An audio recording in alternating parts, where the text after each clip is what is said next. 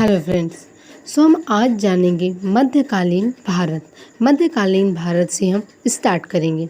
तो मध्यकालीन भारत का जो समय होता है वो 712 से 1707 ईस्वी तक होता है। इसे हम दो भागों में डिवाइड करें हैं, 712 से 1000 एंड 1000 से 1707 ईस्वी। जो हमारा 712 से 1000 तक का समय होता है हम उसे पूर्व मध्यकालीन भारत कहते हैं, एंड 1000 से 1707 तक का समय जो होता है उसे हम मध्यकालीन भारत कहते हैं।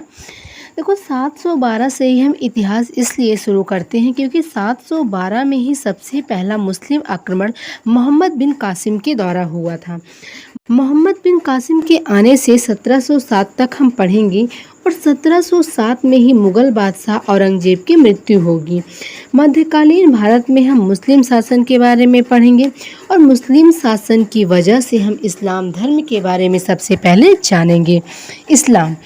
इस्लाम मुस्लिम शासकों के आने का उद्देश्य ही भारत में इस्लाम धर्म का प्रचार प्रसार करना और हिंदुस्तान से धन लूटना, क्योंकि हमारे भारत को सोने की चिड़िया कहा जाता था। उनका उद्देश्य ही था कि हिंदुस्तान से बौद्ध प्रशस्ति को खत्म करना और इस्लाम धर्म का प्रचार करना। इस्लाम एक धर्म है जिसमें एकाश्वरवाद को महत्व दिया जाता है, अर्थात एक धर्म को, ईश्वर को महत्व दिया जाता है, जिसे हम अरबी में अल्लाह और फारसी में खुदा कहा जाता है। इस्लाम धर्म में मूर्ति पूजा का पूरी तरह से विरोध किया जाता है। तो हम मूर्ति पूजा ना करके हम इस इस्लाम धर्म का अनुसरण 5 प्रकार से करते हैं। जो हमारा पहला प्रकार है, कलमा पर विश्वास करके, अर्थात अल्लाह एक है, उसके जैसा दूसरा कोई नहीं है, और जो पैगंबर मोहम्मद है वह धरती पर अल्लाह के आखिरी दूत हैं और अल्लाह ने ही अपना दूत बनाकर मोहम्मद को भेजा है। एक पवित्र पुस्तक जिसे हम कुरान शरीफ के नाम से जानते हैं। जो व्यक्ति कलमा पर इतबार करता है वह मुस्लिम शासक है और जो नहीं करता उसे मुस्लिम शासकों ने काफिर कहा है। एंड दूसरा है, एक सच्चा मुसलमान दिन में 5 बार नमाज पढ़ता है। एंड तीसरा, एक सच्चा मुसलमान रमज़ान के महीने में रोज़ा रखते हैं और उनका सबसे पवित्र महीना ही रमज़ान होता है। एक सच्चा मुसलमान अपनी पूरी ज़िंदगी में एक बार जिम्मेदारियों से मुक्त होकर हज करेगा। एंड हज यात्रा का मतलब है कि 2 सबसे बड़ी तीर्थ स्थान मक्का और मदीना घूमने जाएगा। एंड नेक्स्ट, एक सच्चा मुसलमान अपने जीवन में हमेशा ज़कात देगा, अर्थात एक मुसलमान वर्ष में जितना भी धन कमाएगा हमेशा उसका 1/40 भाग दान गोपनीय तरीके से करेगा कि बाएं हाथ को भी पता नहीं चलना चाहिए कि दाएं हाथ ने क्या दान दिए। देखो, वो व्यक्ति जो इन 5 का अनुसरण करेगा वही सच्चा मुसलमान कहा जाएगा। जब हिंदुस्तान में मुस्लिमों का आक्रमण होगा तो उनका उद्देश्य ही होगा काफिरों का नाश करना। काफिरों का नाश करने वाले को गाजी कहा जाता है। तो यहाँ आकर मुस्लिम शासकों ने गाजी की उपाधि धारण की। इस्लाम धर्म की स्थापना होगी। अब हज़रत मोहम्मद साहब ने इस्लाम धर्म की स्थापना की थी, जिनका जन्म 570 ईस्वी में सऊदी अरब में हुआ था, जिसे हम मक्का कहते हैं। मक्का में ही 610 ईस्वी में ही हीरा गुफा में इन्हें ज्ञान प्राप्त हुआ।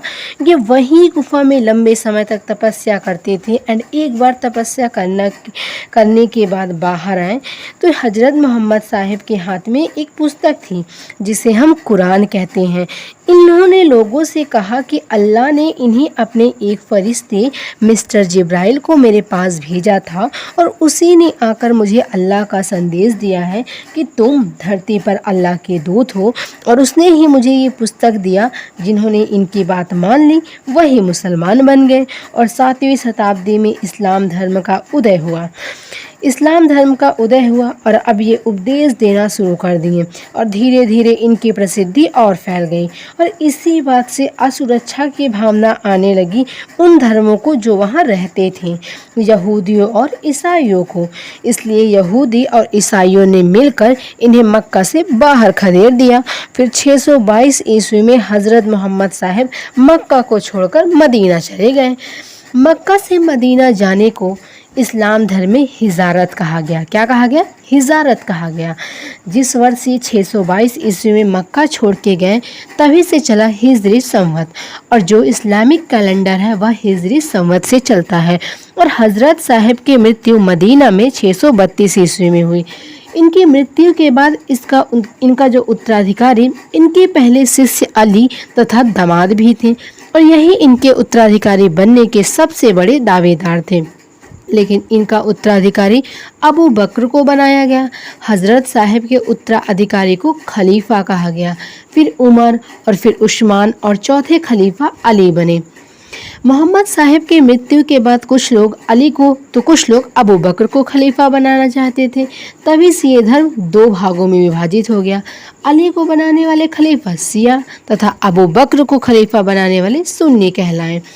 अली के बेटे हुसैन जो आगे उत्तराधिकारी के दावे थे, लेकिन उस समय बगदाद का शासक ने शिया को संदेश भिजवाया और कहा हुसैन से कहिए कि मुझसे बात करे, और उसने ऐसा इसलिए कहा क्योंकि वह महत्वाकांक्षी था। वह खुद इस्लाम धर्म का खलीफा बनना चाहता था। अब शियाओं ने हुसैन के पास संदेश भिजवाया और हुसैन मिलने चले गए। तो वहीं पर उसने अपनी सेना के साथ हुसैन की सेना पर आक्रमण कर दिया और 680 ईस्वी में एक लड़ाई लड़ी गई जिसे करबला का युद्ध कहते हैं। इस युद्ध में बगदाद के शासक ने हुसैन को पराजित करके हत्या कर दी। इस बात पर सुन्नी भड़क गए और कहा कि शिया लोग अगर हुसैन को बगदाद ना भेजते तो हुसैन की हत्या होती ही नहीं।